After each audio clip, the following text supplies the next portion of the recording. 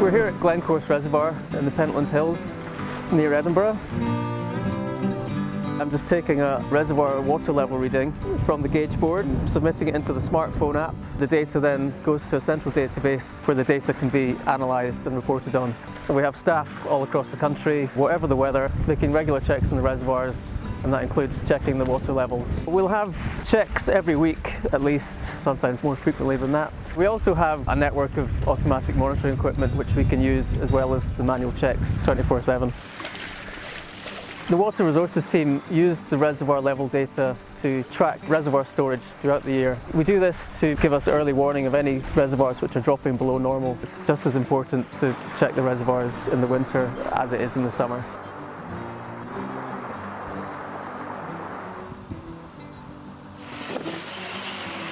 Once the data is collected in the field, hydrologists in the water resources team use that data to track the reservoir storage throughout the year. And what we're looking for is to identify any reservoirs where storage is dropping below normal for the time of year. Here we can see the reservoir is still within the normal range that we would expect for the time of year. The grey is the normal operation, that's when we wouldn't anticipate any actions being needed. The green would be when we would get into more of a close monitoring situation where we keep a close eye on the reservoir levels. And then the levels below that, we would bring in different operational interventions.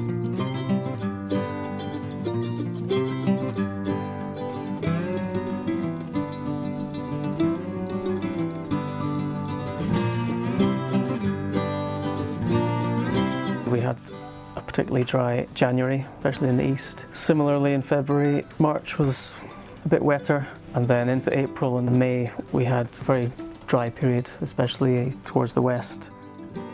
The climate's definitely changing, and what we're seeing is a change in weather patterns. When we get really big downpours of rain, that's great. It fills the reservoirs up and some of them react very quickly.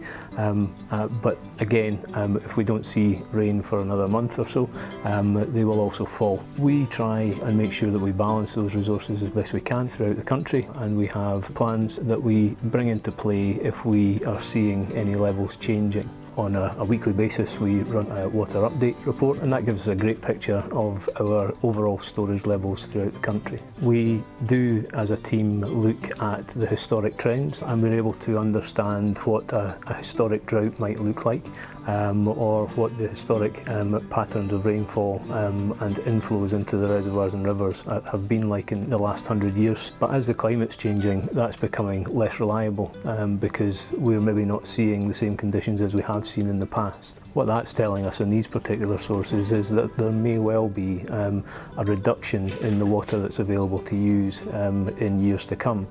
So what we'll have to do as a team is understand how that impacts on water resource and reliability and resilience of supplies. We've certainly seen over the last few years an understanding of energy efficiency, and house builders will tell you what rating your house is in terms of heating and energy use.